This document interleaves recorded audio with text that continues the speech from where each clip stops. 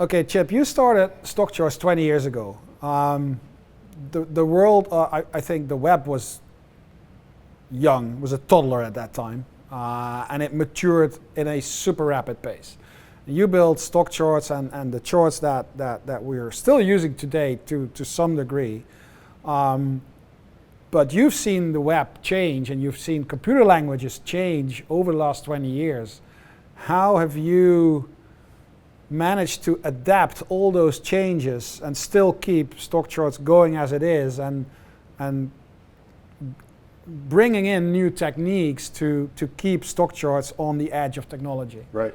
Yeah, so the story of the web and the story of StockCharts in general is one of advances in both the client computers, the computers that we use as humans to connect to the internet, as well as the servers that feed information, data, and other things to those client machines. When we started out with StockCharts, the client machines were very, very simple. They were just web browsers. They didn't even have JavaScript inside of them. They were a very straightforward devices. And so the original versions of StockCharts were designed to support those devices. They didn't require a whole lot of programming CPU capability in the client. It was all done on the server, and we would just send you the result, which in our case is an image of the chart, a picture of the chart.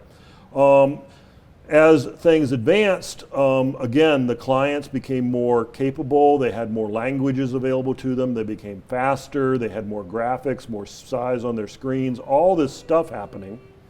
And we started to take advantage of that by having more and more capability at the client, meaning that you could start to draw on your charts, you could start to use your mouse to manipulate the charts, you could scroll backwards and forwards through the charts. All that requires your CPU on your computer, the client computer, to be able to manipulate the chart. Basically take the chart and draw it from data provided by the server. So we ultimately put that into what we call our StockCharts ACP technology. And so ACP is a rich, fat client that sits inside your computer and uses your computer's CPU and graphics capability to show you all those charts. It means it's much more interactive. It means that you can fill up your screen easily. It can keep up to speed with the latest data from the markets. As the market data comes in, it's automatically fed. And it is it's the classic kind of environment for someone who's actively trading, even day trading or that kind of situation. It can be used for other environments, but that's its standard approach. We have still maintained, though, our old approach, which is SharpCharts. SharpCharts, again, is the charts are drawn on the server and provided to a web environment, a web browser, where people can very easily look at them. The SharpCharts 2 scenario is more of one of someone who has a chart book that they want to be able to quickly look through and compare how is this stock improved today, how has this stock changed today, how has this index changed today. Or they want to share these charts easily with other people, put them up on a screen in a PowerPoint presentation, whatever. Or they want to categorize them in a much more detailed way. ACP has similar capabilities, but SharpCharts brings that much more. You can almost make your own website out of SharpCharts. And so different people work in different ways, and we support both of those capabilities. Yeah, I mean, over the years, ACP is now 5 years, yeah. 5 years there. Since I mean, I use both, and I use it in different setting. I use ACP, and in another setting I use SharpCharts. So SharpCharts are just easy. They're easy. You just set them up, and most people, I'd like to think I'm like most people. You've got a pretty well-defined chart setup. Someone likes RSI, MACD, PPO, whatever. I have like the RRG lines and a route strength line and a weekly chart. That's my setup. And occasionally I'll go to something else, but that's my default thing, and I just save all my charts there, my chart list, and I can just like bloop, bloop, bloop, bloop, go through it like super fast. The annotations are there. I can still see how I looked at it. So for just bringing up a really quick chart or browse through like a bunch of charts or in a sector or whatever, that for me, that is what SharpCharts is doing. if I'm looking more interactively at what's going on during the day, I love the ACP setting where you can have 12 basically, so 6 by 6, which is an ideal number because you can have a chart of the S&P and you can have 11 sectors. I don't know why that was done, but it's a great number. Excellent. And then you can basically, I've got a really big monitor, 49 inch, so these charts are really well visible. But then you can toggle to bring it full screen. So you can look, you can keep an eye on it and then, oh, what's going on there? You click on it and poof, all of a sudden you got that full screen chart. Oh, you can make an annotation and save it. Boop, it plops back in place. And I think that is really a big advantage of ACP, where you can have all of that in one place and it just, bring it back to the forefront if you wish to look at it. And I use that with 30-minute charts because then, you can keep track of what's going on during the day. So that technology is definitely going there.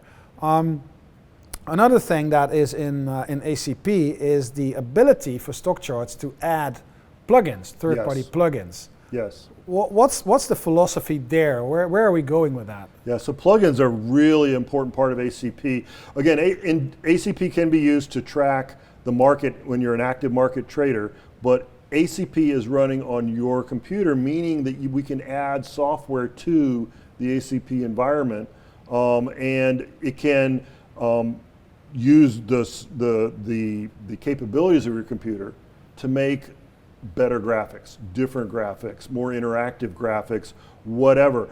The important thing as well is that the plugins allow us to work with third-party people, other people that aren't StockCharts people, and bring their technology, their approach, their philosophy into the StockCharts world, into specifically the ACP world. So, for instance, we see this all the time, there are people that come to us and say, hey, I've got an approach for analyzing stocks. Can you put it into your tool? And before ACP, the answer was generally, I'm not sure we can, because we're trying to do stuff that's more standard for the industry that applies to everybody. And if we did this for you, we'd be like us endorsing your approach. And StockCharts itself, we try to be agnostic. We try to not necessarily endorse any specific detailed approach to stock analysis. We want to allow people to choose whatever approach they prefer, whatever approach works for them. So ACP plugins gives us the ability to kind of bridge this gap, because we provide ACP with a standard set of capabilities and indicators and so on and so forth, but then people, if they want to, can add plugins that are more prescriptive, more specific on, I think this is when you should buy, I think this is when you should sell. That information is not coming from StockCharts per se, it's coming from the plugin provider. And if you've bought their plugin, then that means that you trust them. That means that you're interested in their approach and how it does. So you kind of are able to get the best of both worlds. Yeah, so that's can I say it's the App Store? It's a StockCharts App Store where I think that the good news is that StockCharts will still vet everything that goes in there. It's not like everybody can just come up and throw in a plugin. It'll be vetted, so we're going to make sure that it has at least a decent added value to the user.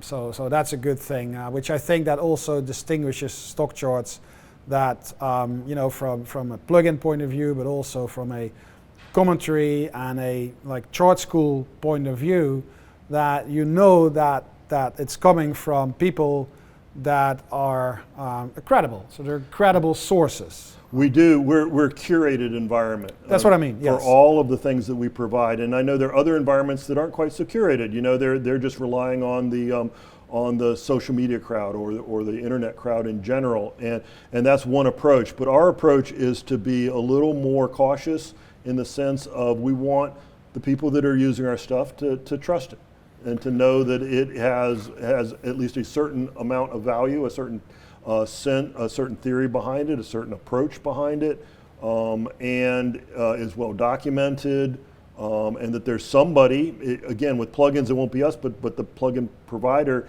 that stands behind what this tool is. Yeah, and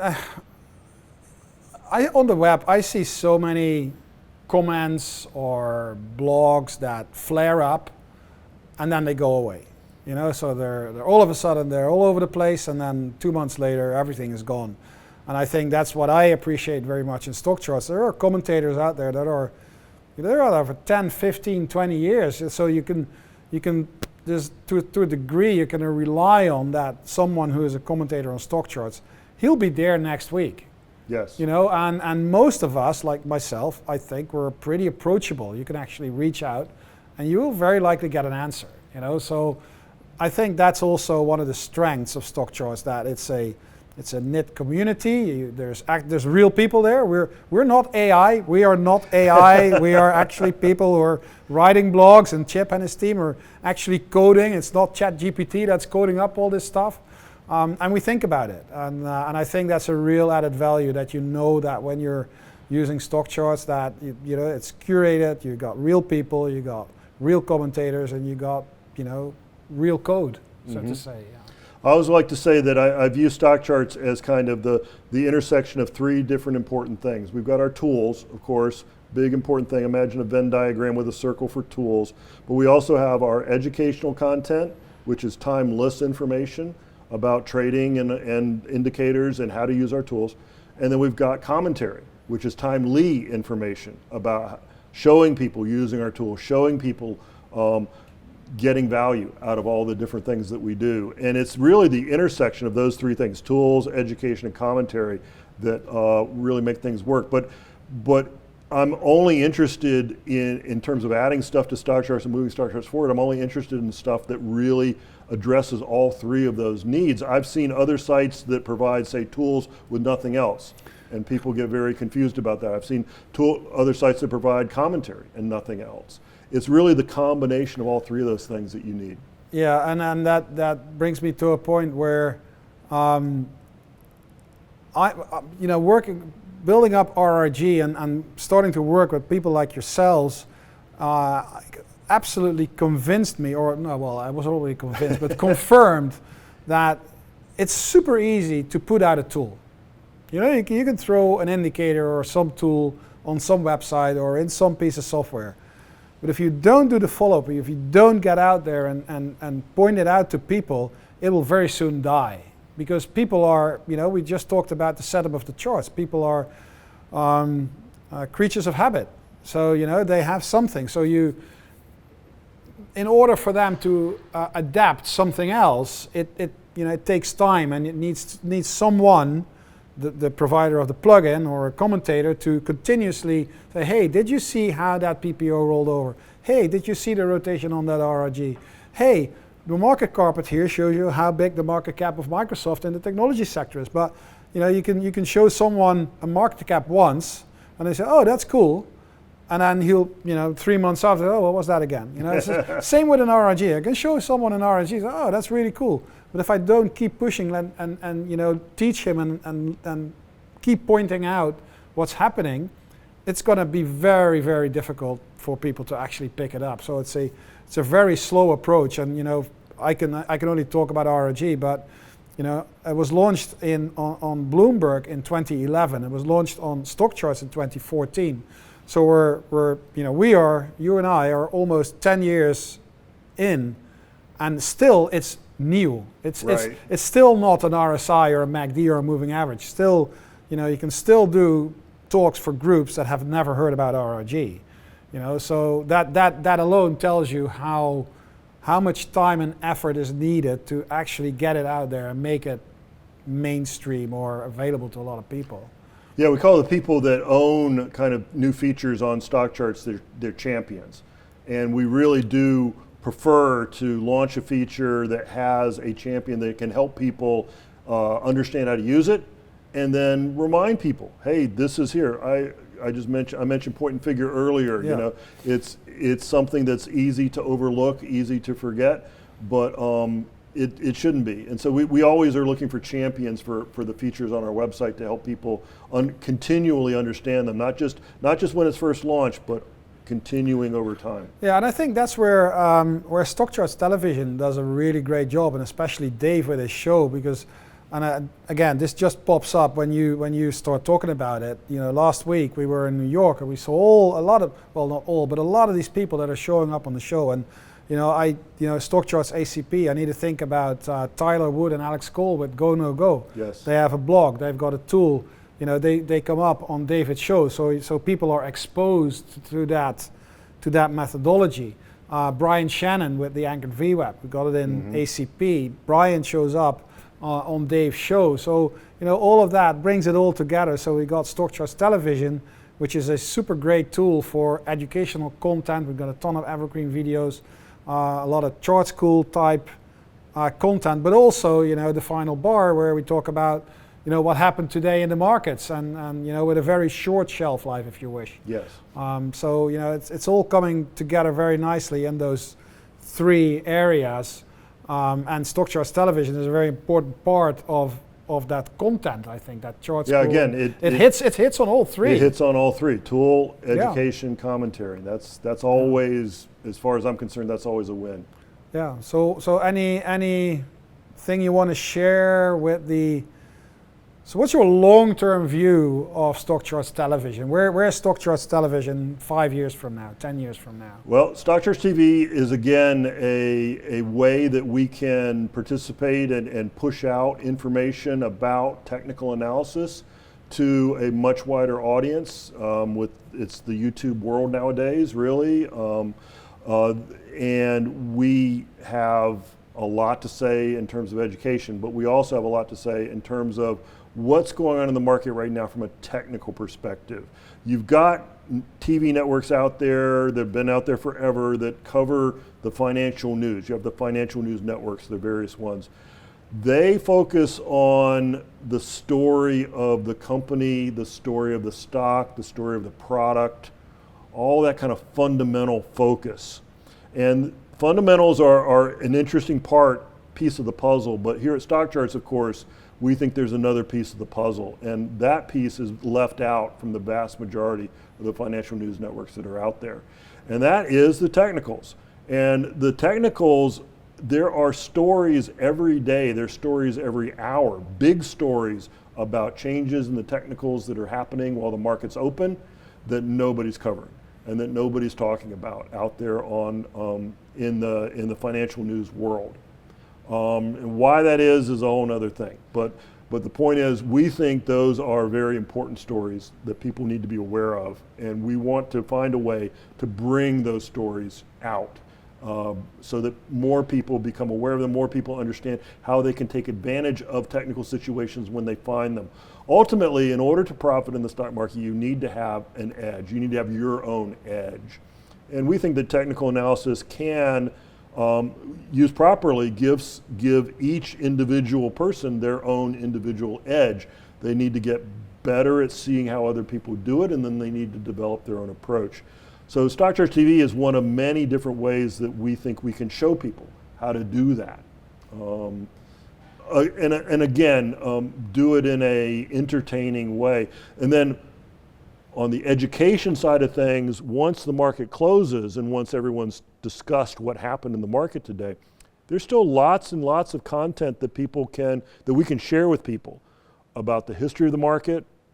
You know, we're just finishing up a really exciting little historical document on the crash of 1902. And what happened then, and why, and how did J.P. Morgan affect things, and what did the railroads mean? We've got a whole bunch of that's just one of a whole multitude of historical documentaries that we want to put together and bring to people to get them better educated about how the markets that we know today, the very electronic markets that we know today, how they came about. They certainly weren't always this way. And it's fascinating, but it's also, I think, educational and potentially even valuable because big percentage crashes used to be the norm, not the exception. Nowadays, we're used to a very different kind of market environment. So what was it like back then? Yeah, what was it like back then? So there's just a huge opportunity and a huge set of information that I think that StockCharts TV can ultimately provide to people.